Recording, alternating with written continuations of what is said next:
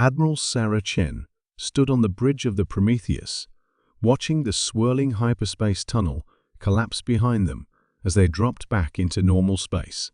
The massive dreadnought's quantum drives hummed with barely contained energy, their gravitational field manipulators creating subtle distortions in the fabric of space-time itself.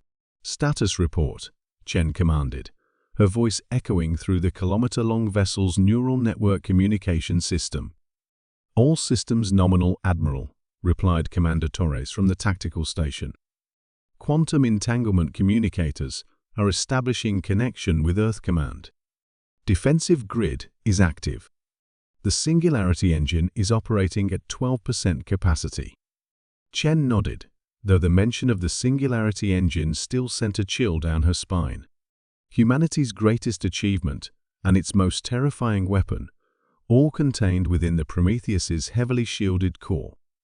The technology that had made them a galactic superpower overnight and earned them the fear and hatred of every other sentient species in the galaxy. The main view screen flickered to life, revealing the assembled fleet waiting for them at the edge of the Centauri system. Hundreds of vessels from dozens of species, the crystalline ships of the Vorthak Collective, the biomechanical constructs of the Zephyrian Hive, the geometric perfection of Andromedan cruisers, and countless others. All united by a single purpose to witness the decommissioning of humanity's most powerful weapon.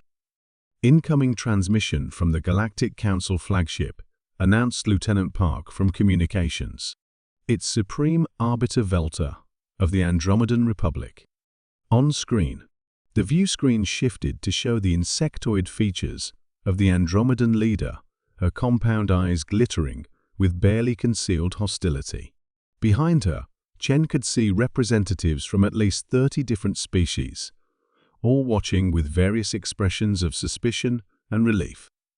Admiral Chen, Velta's voice, came through the universal translators with mechanical precision. "We are here to witness the fulfillment of the Treaty of Cosmic Stability, the dismantling of your vessel, and the surrender of the Singularity engine technology." Chen's jaw tightened. The treaty had been signed under duress 6 months ago, after the Prometheus had single-handedly ended the Vorthak-Zephyrian War by obliterating an entire moon that housed the conflict's primary military installation. The demonstration had been intended to show humanity's commitment to galactic peace. Instead, it had convinced every other species that humans posed an existential threat to the cosmic order. "I'm afraid there's been a change of plans, Supreme Arbiter," Chen replied calmly. The bridge of the Council flagship erupted in chittering, growling, and electronic squealing as the various species reacted to her words. Velta's antenna twitched with obvious agitation. "Admiral, humanity signed the treaty. Your government agreed to the terms. Any violation—" "My government," Chen interrupted, "was operating under incomplete information. Dr. Yamato, please explain to our guests what we've discovered." Dr. Kenji Yamato, the Prometheus's chief science officer, stepped forward. His weathered face was grim as he activated a holographic display showing gravitational wave patterns and quantum field fluctuations. 3 weeks ago, our deep space monitoring stations detected massive gravitational anomalies from outside the galactic rim, he began. "The signatures are unlike anything we've ever encountered, massive, organized, and approaching at near light speed. Based on the quantum resonance patterns, we estimate their arrival in 18 months. The alien delegates fell silent, their various forms of communication ceasing as the implications sank in. The entities generating these signatures," Yamato continued, "appear to be using technology that manipulates dark matter on a galactic scale. Our preliminary calculations suggest a single one of their vessels would outmass our entire solar system." Velta's compound eyes dilated. "You're suggesting an extragalactic invasion force?" "We're stating it as fact," Chen interjected. "And based on their approach vector and acceleration patterns, they're not coming for diplomatic contact. Every simulation we've run shows the same result, complete galactic sterilization, within a decade of their arrival. The silence that followed was profound. Chen could see the fear in the aliens' postures, the sudden realization that their petty territorial disputes and species rivalries meant nothing in the face of this cosmic threat. The Singularity Engine, Chen continued, isn't just a weapon. It's the only technology we've developed that can manipulate space-time on the scale necessary to pose a threat to these entities.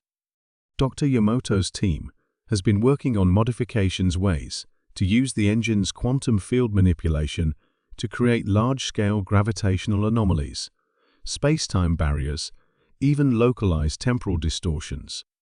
Commander Torres activated another display showing the Prometheus's modified specifications.